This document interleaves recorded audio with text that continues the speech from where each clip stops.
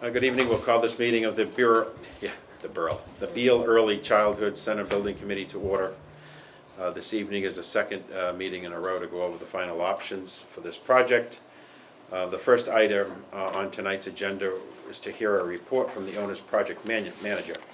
However, he is delayed in traffic given the weather, so I'd like to move to B, a report from the architect. I understand you have a response to a question raised last evening. Yes, we were asked about a minimal scope to realign Lake Street in order to improve the sight lines at the primary access point. It would only be at that primary access point. And after taking a closer look at that, the scope of work involved would still include what we call cutting the grade at the road. So we have to rebuild the road in order to get the sight lines that we're trying to achieve. What we could do in schematic design is take a closer look at the advantage of how far that should go. But at the moment, just to achieve what we're looking at, we're not able to do it simply by widening the access point and even widening the road at that point. We have to go probably a solid third of the way of the distance we were looking at.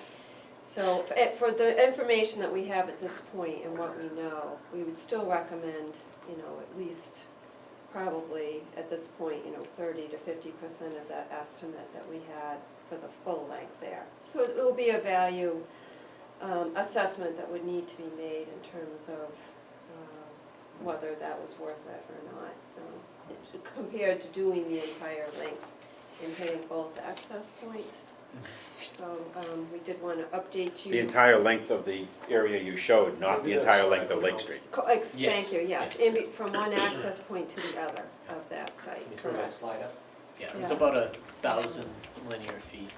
I shook the slides up a little bit in anticipation of our conversation tonight, but yeah. So at a minimum, thank you, Sean, we could keep the road in the alignment it is. It's not ideal.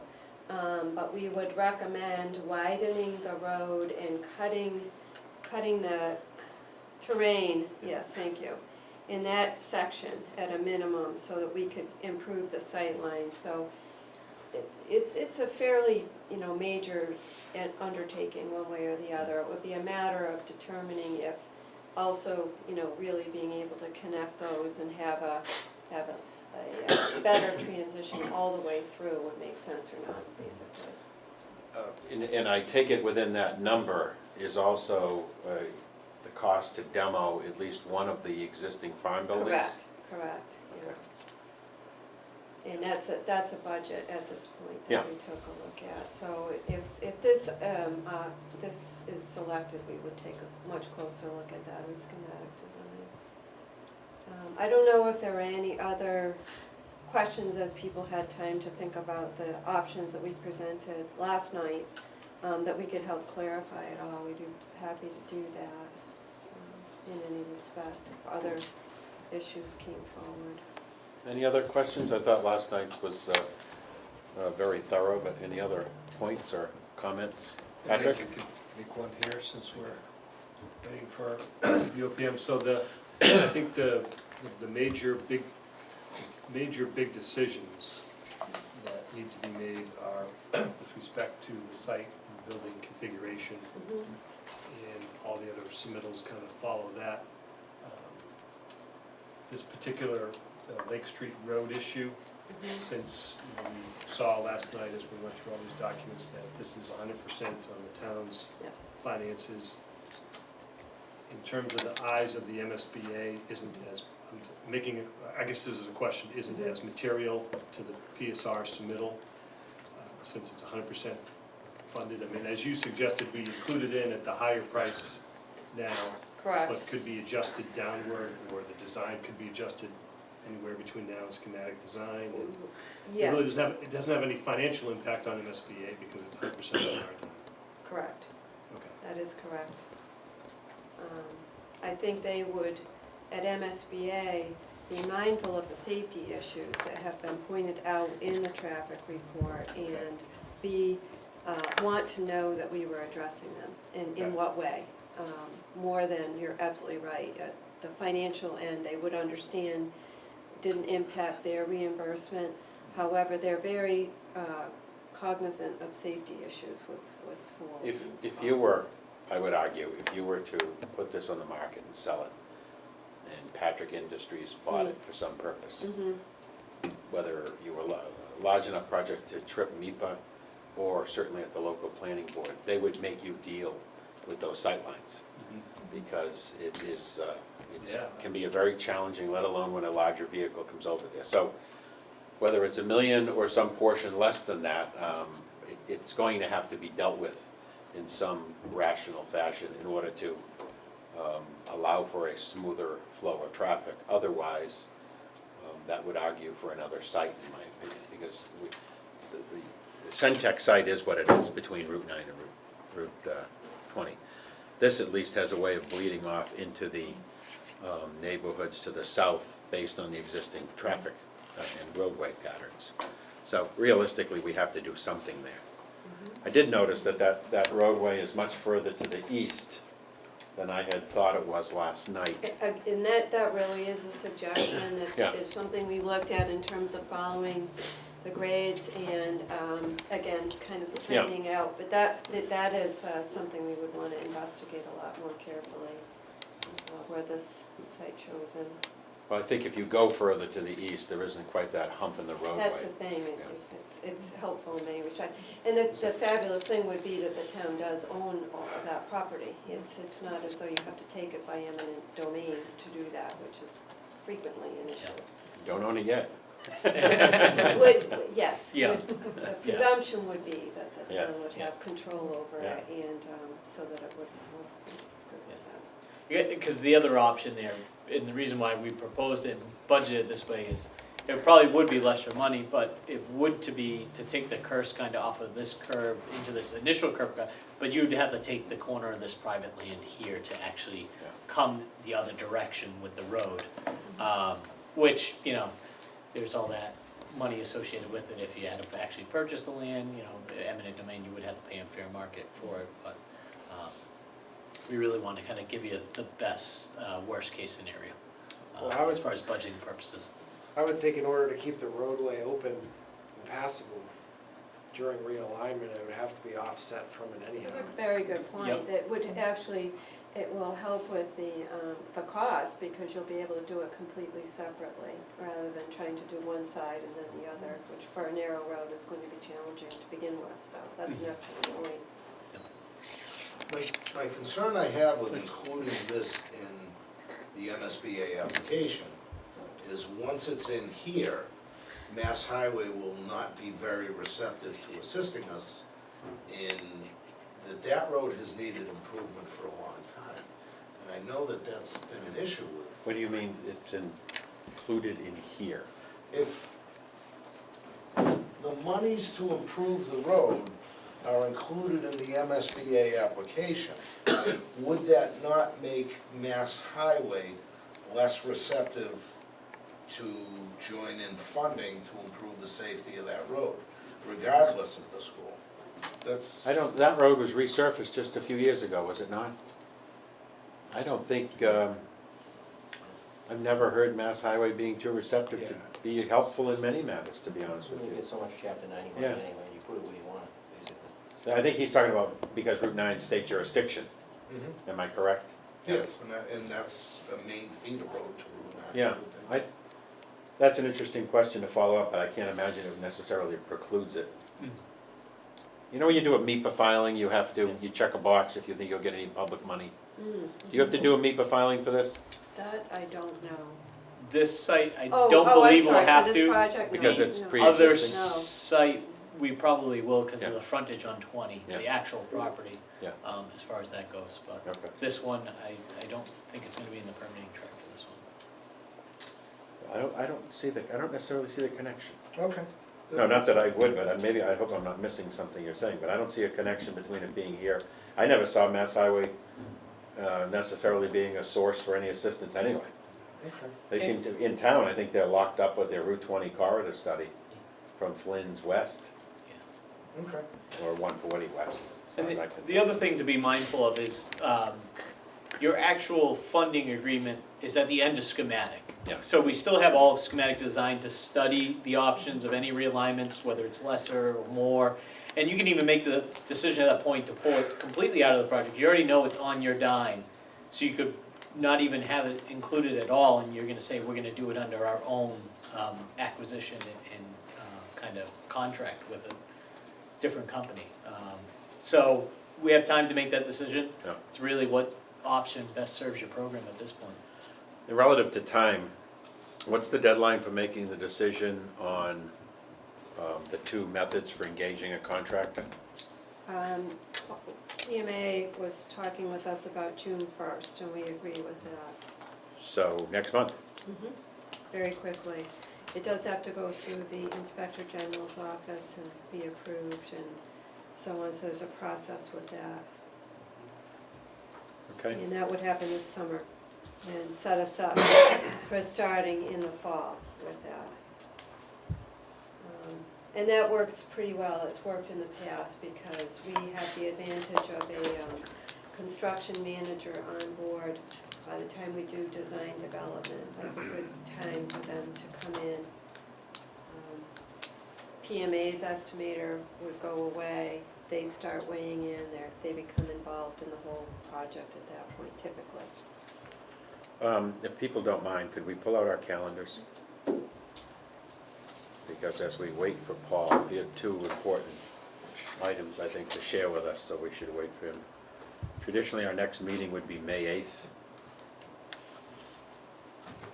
And do you see, at this point, a reason for another meeting in May?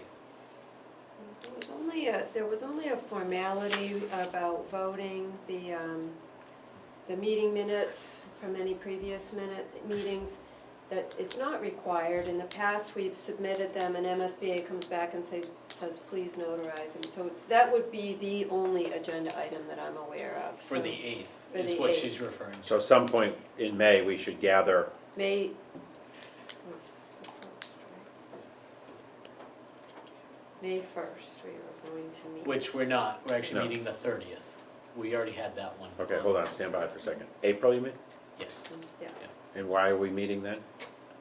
to vote the submission, the actual submission of the entire PSR package. It's part of the local actions and approval.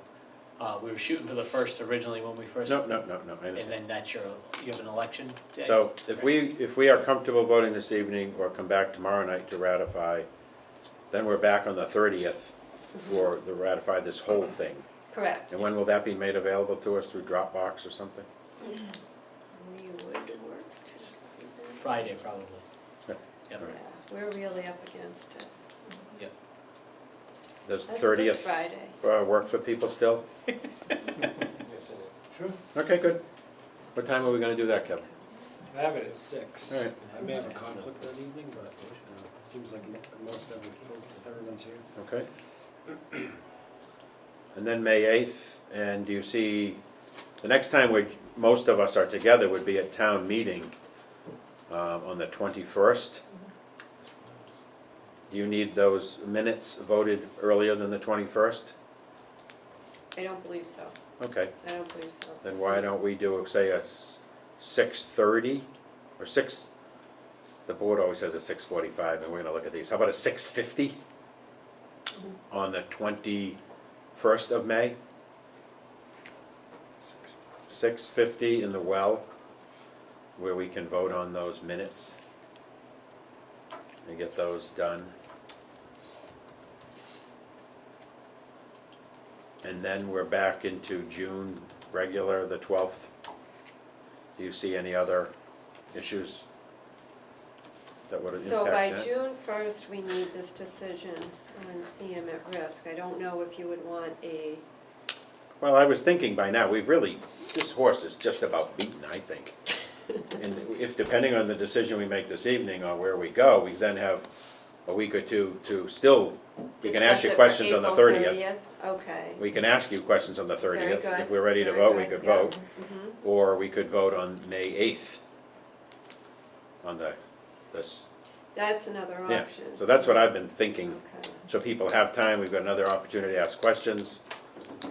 One of the efforts Paul is bringing in tonight, why I want to wait, is, as you know, as these pricing exercises have gone through, there's a series of estimates on a series of estimates on a series of estimates with certain assumptions regarding allowances or contingencies. And I asked him last night to pick one and run them as they are, and just pretend, half of them fell our way.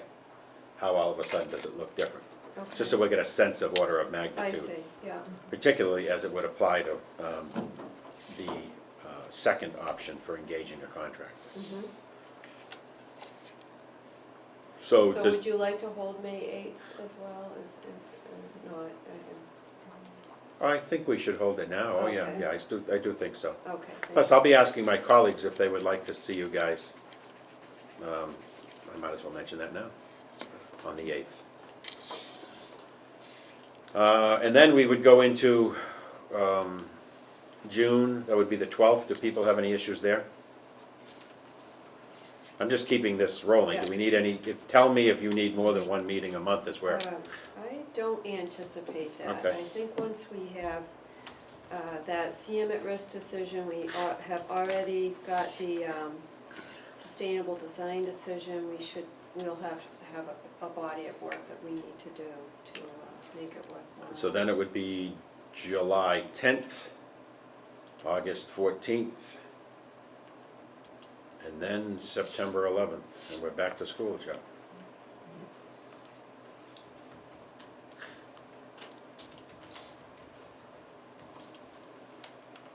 June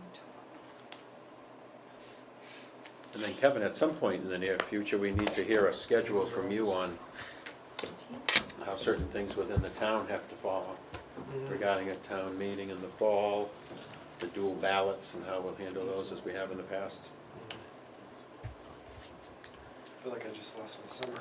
You did. The key word, your summer. No, you've already done this 13 times as we run through this. So, all right, let's recess, and we'll wait for the project OPM to arrive. Hello, Paul. Very sorry to be No, late. those things happen to all of us. Don't worry about it. Thank you for joining us safely. The manager had to go to an insurance advisory commission meeting. Paul, there were two things this evening that we had asked you to come back with. One being a review of the rate of growth and reimbursement rates from the MSBA versus the reality of the marketplace. And then you were going to seek to run some different scenarios of current project cost estimates, and if certain assumptions and allowances or contingencies broke our way, how we might see some flexibility. Yes, I have both of those. Thank you.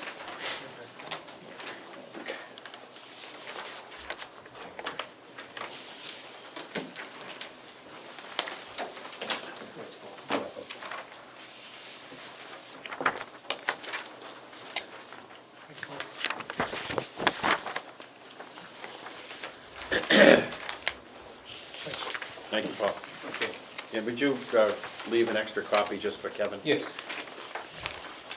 As he had to head out. Thank you very much.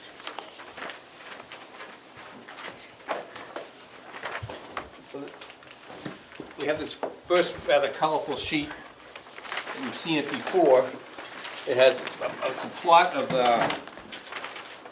provided by the MSBA of their bid prices from back in back as 2009 to present. And there's, on this chart, on the left-hand end at around January 2011, we have the Sherwood Middle School, denoted as SMS. And back then, the MSBA's threshold for participating in building costs per square foot was $269 per square foot. And, excuse me, that's how much Sherwood Middle School was, but that was less than their threshold was $275 a square foot. So there was no, all the the building costs back in Sherwood Middle School were eligible for MSBA participation. There's a, right down near that blue arrow that says SMS, there's a green line. If you go to the y-axis at the extreme left end, there's a green line, and that's $275 per square foot. When you follow that green line to the right, it kind of disappears because there's 2 or 3 other lines, but it stays at $275 flat for a while to about midpoint at around July 2014. And you can see the green line appears again. It's still at $275 a square foot. In July of 2014, it steps up a little bit to $287 a square foot. The yellow numbers at the bottom x-axis, I have highlighted how this value of the MSBA's threshold for participation it tracks. And it takes another step up to $299 in around January of 2016.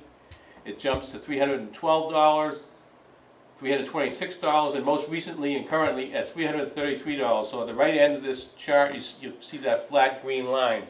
We might get lucky before we enter a project scope and budget agreement where it jumps up a little more. What's the average increase of their adjustment when they make one, Paul? It seems to be tracking on about 3%. And how often? Or is there any particular science behind it? It appears to be, they seem to be wanting to track it to a 3% line. There's a gray line, Yep. this legend up top says 3% escalation. There's a gray line, and so it appears that they're trying to keep from the very beginning back with that X and Y axis intersect on the left-hand end. There's a blue dot at January 2010. That gray line is a 3% line. It seems like they're trying to track that line. What we are facing here when we compare the Beal School project to the Sherwood Middle School project is the design building for Sherwood Middle School at that time was the market, and well as the architect's design had $269 per square foot building. That was slightly below the $275 a square foot threshold. As you track this actual MSBA costs, I have a dotted blue line that goes to where Beal is at the extreme right at $458 per square foot is our current square foot price per square foot when you take out the excess site cost. So we see now $458 versus the $333. That gap of $125 per square foot, that whole 142,000 square foot building, yeah, for $125 per square foot is 100% town funded, as opposed to having MSBA participating in that portion. The first $333 dollars per square foot they will participate in at the town's 53.6 reimbursement rate. So that's a key driver. So we're achieving the desired reimbursement rate for a variety of reasons until we hit their ceiling on their cost. Yes, And then everything above that is on the town. right.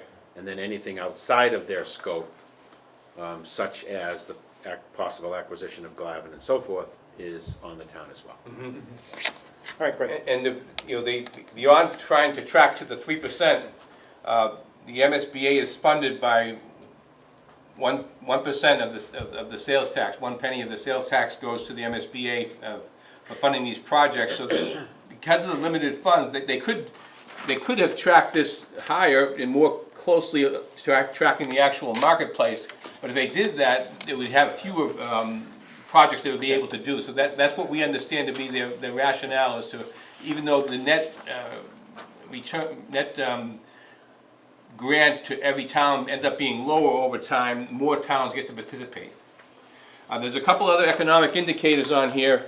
In this middle chart, it shows there's a Bureau of Labor has a construction cost index, and Ryder, Levitt, and Bucknell has another construction cost index. There's a blue line and a yellow line that the MSBA has along the bottom here. It kind of tracks parallel to this.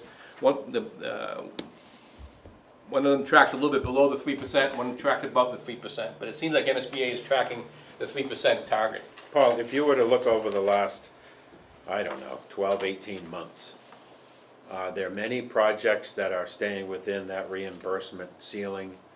Or is there something we could ask you to look at in the next 20 hours about, you know, where are projects? Are they all popping over? Yeah, well, you see, these, we have some blue squares, which are, the blue square are schematic design estimates. That'll be our next estimate. We're currently in our PSR estimate.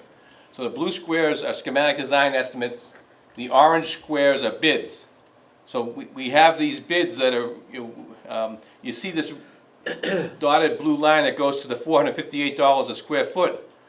Every square above that are projects that are actually coming in above the current $458. And you don't see any projects at all being built for the 330, no, these squares are near that green line. Right on the street. Yeah, no, I see them right here. It shows the actual school buildings. Yeah, so the lowest they have Oh, charted yeah, right that's now that, is a 4, was that 418? I can't quite read it from Yes. here. You know, 429. That's not a new school, that's a renovation. Richa, isn't it? It should, no, it should it's say a on, new school. This is a new school. Really? Yep. so no projects are anywhere near that Getting rid of the school out 333. west? I'll talk to the other side. Okay. I don't think that's a new school, May I but ask the name where- isn't right. I'm sorry. May I ask where the $458 figure is coming from? Because that's significantly lower than the 4 viable options that we're considering. Right, because when the MSBA, they strip out some of the site costs, 'cause when we look at the different options, we're taking the bid price divided by 142,000 square foot, which comes up to a higher value, dollars per square foot, but the MSBA tries to be a little bit fairer and not penalize people that have, they're already not paying for site costs in excess of 8% of the building cost. So rather than doing a kind of a double penalty, the MSBA's, when they, just for the, comparing against the $333 a square foot, they back out the site costs. So that's what our actual bid price will be closer to 500 based upon, because of all the site costs we have in. But MSBA backs out some of that site cost, and they look at building costs versus the 333. So you're right, but when we look at our bid price divided by 142, it's closer to $500 a square foot. But that part there, the reason why we're over that, the 458, when you go up to close to the high 400s, that's largely as a result of site costs. So the MSBA they're already given the town's haircuts for that when you're over 8% of when your site costs are over 8% of your building costs, they're already not participating in that, so it wouldn't be fair not to take the same discount twice. But I don't know if I'm making that clear or not, but. Well, they're comparing, excuse me, Paul, they're comparing the cost per square foot of the building itself only. So they've taken out the site costs. Yeah. That's Because all. they're not gonna pay for them. That's, Yes. the comparative Yeah. chart is about cost per square So- foot and their reimbursement. When you look at those blue squares, Yeah. what I'm trying to understand, and to the extent you can shed light on this for tomorrow night, is if you look at a building such as the one we're talking about, forget the site, because as you said, that's not what this is about. Are the buildings in these blocks similar to the ones we're talking about? Are they smaller, larger? No, Whatever. I can actually find out as you put your cursor over each one of these, I can identify each of these buildings, I can look up how many square foot there are. But there are a number of buildings that are similar, and some that wouldn't be similar. But we can find the similar ones, but as we can see here, you're at roughly, there are a few lower and some higher, but Who's the winner in the upper right corner? Yeah, Boston Arts. yeah, Boston Arts Academy, that's a specialty school for performing arts, and there's a lot of special spaces in that one. That's hard. That would be an outlier, you wouldn't want to target that. No, I wouldn't. This is an elementary school. Yes, we would try to look for elementary schools anywhere between 80,000 and to 100 and, 60,000 square foot.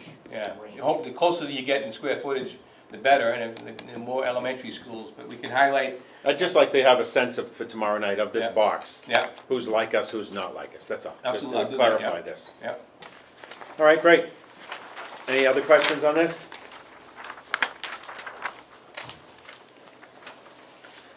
Okay, the next item up is the summary of options, where I had asked you to look at some of the assumptions and I'm sorry. Yeah, so, show where they could go or couldn't So we go. have the same spreadsheet as last night, with the exception of one new yellow column that's been put in there. And that's what I call a what-if analysis. So I'm looking at the Glavin Center Scheme A building, and last night we had that price at design bid build and CM at risk. And we saw that the town's share for design bid build was 57.5 million, and the town's share with using CM at risk was 62.2 million. And as we discussed a little bit last night, we said that the CM at risk guaranteed maximum price includes within it a CM contingency and several allowances that are only used on an as-needed basis. And for two Shrewsbury projects previously delivered with the CM at risk method, the Sherwood Middle School and the Shrewsbury Public Library, both of those projects did not expend the full CM's contingency nor all the allowances.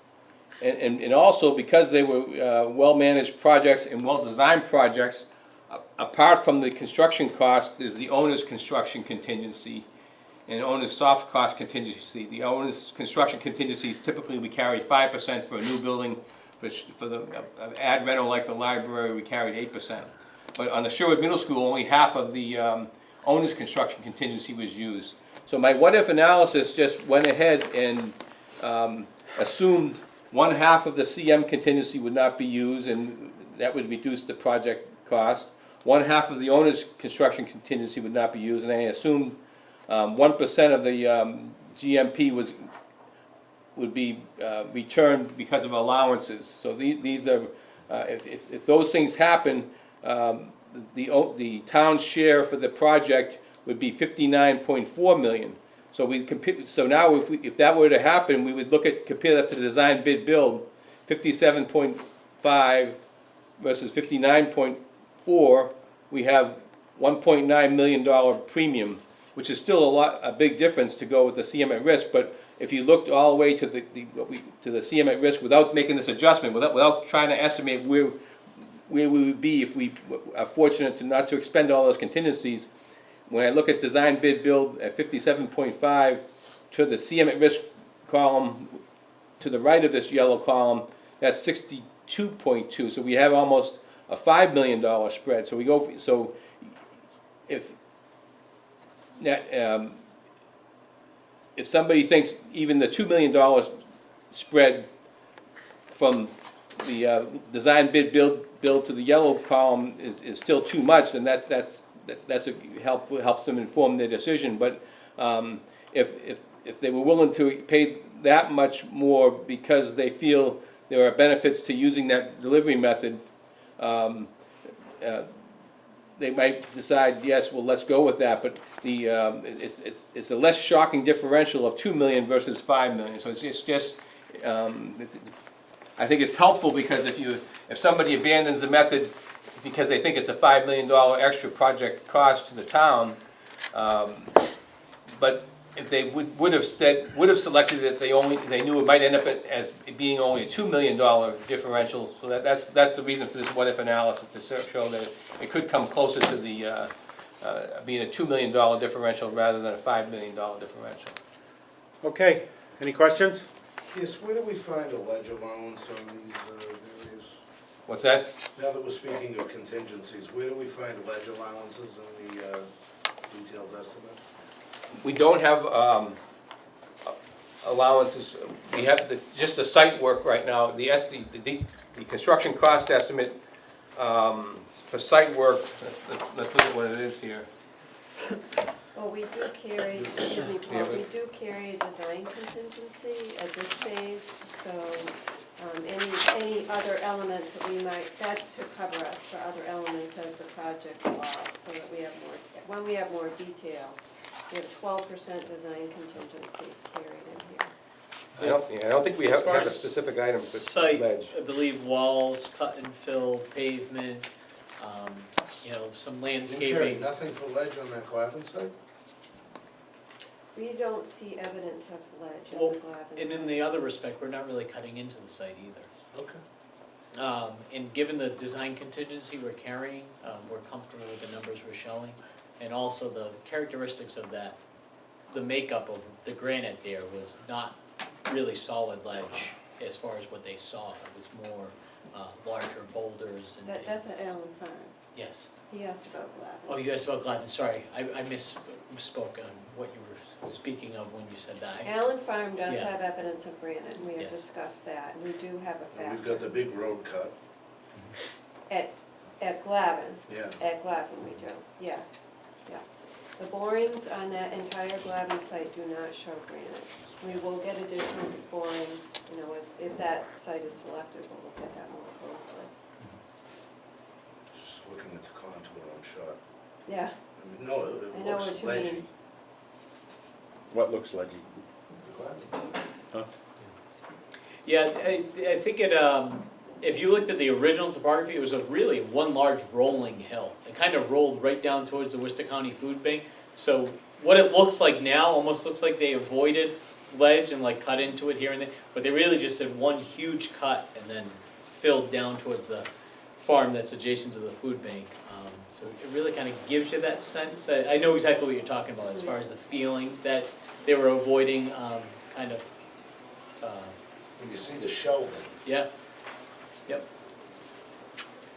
But if you looked at the boring logs that we received from DCAM on the original construction, go down to It's refusal. all Paxton soils.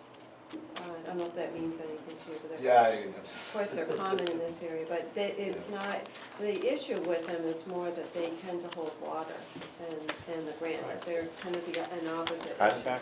Anyway, those are all the things that we'll be looking at if that is selected. We do have, you know, this is a PSR, we can't emphasize that enough. We're looking at these still as comparative estimates.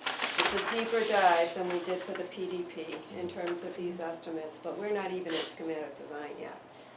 So these are all good questions that we'll be taking a look at much more closely once we have a preferred schematic to develop.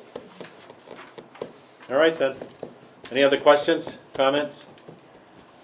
Is there a desire on the part of the building committee to provide Sandy with any thoughts, guidance this evening? Someone has, would anyone care to offer an opinion or make a recommendation? Well, in that case, I will, because I have dinner plans. So I think after this rather long and tortuous effort, I'm arriving at a recommendation that I think is in the best interest of the community long-term, though not in the easiest politically to explain away.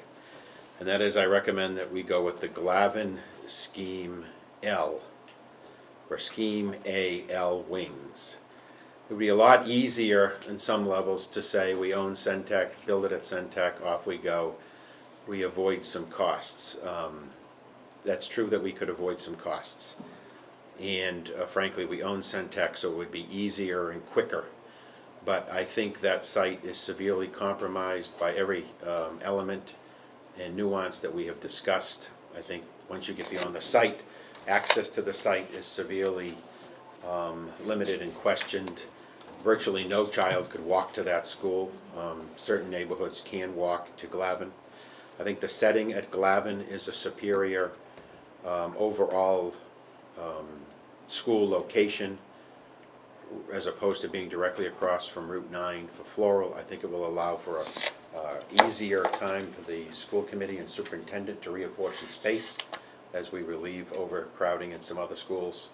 I also think it's a better overall site with the recreation facilities to the, directly to the south, and the agricultural open space, which if we get the land, will be committed. To that point, you know, we're not done. The legislature has to go home in July 31st. It seems to me, if you look at other home rule petition bills, that there's nothing but time and process to be endured to get through this. So I'm comfortable that unless there is something, a poison pill somewhere that none of us are aware of, that will occur within this timeframe.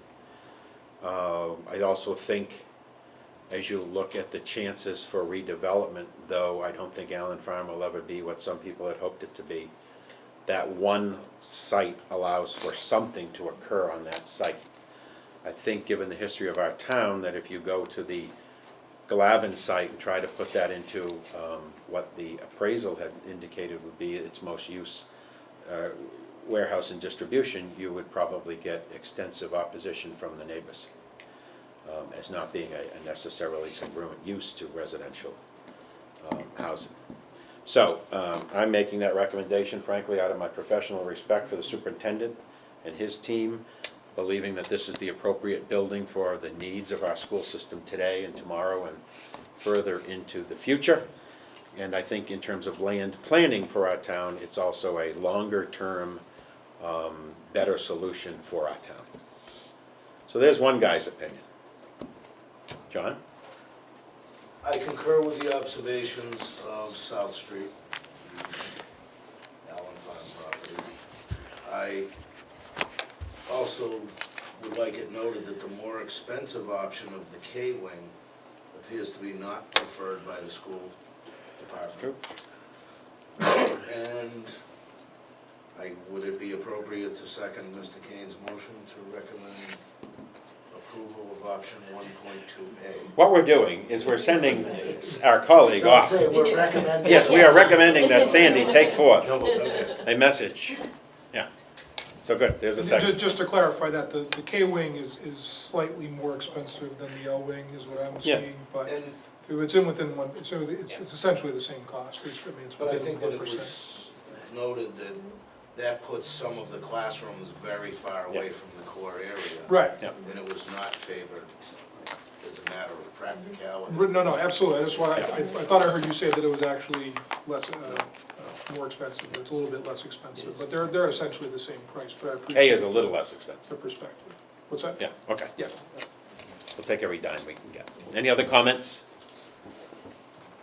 Folks? I agree with Okay. everything that Jim and John said. I believe that the Glavin Scheme A, L-wing seems to be the preferred option. Did I hear you say something, Joe? Well, no, I do, several excellent points that were made, and I think in terms of, obviously, we want the school committee to have the opportunity shortly to be able to hear the presentation and give their perspective, but in terms of the site, all the reasons cited, but I think particularly the piece about really being able to have a very good sense of control over who the neighbors are, not having, having recreation to the south, having agriculture to the east, knowing you have buffer between Route 9, going the other direction in the neighborhood through the woods on the other side. In terms of a setting for an elementary school, I think it's much superior. And I'm glad to see, although obviously there is some cost difference relative to demo and the road project and those pieces, and the idea of making this is an investment that should last 50 to 75 years would be the hope, and the idea that we're going to get the greatest value on the kind of investment we need to make, that's an important factor. I'll let Mr. Girardi and Mr. Collins weigh in more relative to the configuration, but we had further discussion today after last night, and in terms of looking at the L-wing versus the K-wing, we revisited some of the conversation we had earlier with the architect, but I think particularly for the age group, having the configuration that's similar to Floral Street with the cafeteria and the gymnasium and the administrative wing on the same floor is really critical, particularly for the after-school activity, the extended day program. I know that at Sherwood, having the split gym on one level and the cafeteria on the other functions perfectly fine during the day for that age population. After school, where you have to split those kids across 2 floors, because they're kids older, it works okay, but when we're talking about kindergarten and first graders, when people come to pick them up and just trying to keep them supervision-wise, it's a better model for after-school, extended year programming in the summer, and even off-school use in terms of weekend use and that kind of thing. That's a model that's worked for us very well at Floral Street, and I think for an elementary project, that makes a lot of sense. So those are just a few observations, but I agree with the assessment that's been given so far. Anyone else? All right, then, Sandy, I think you have a sense of the group. We will now adjourn and come back tomorrow night at 6 o'clock for any follow-up questions. Paul, if you could just get us the detail on that box, don't need to do the whole thing, please, just the Right, box. yeah. I think that would be helpful. Great, and motion to adjourn? So moved. Second. All right, great, all those in favor, so signify by saying aye, opposed, we're adjourned.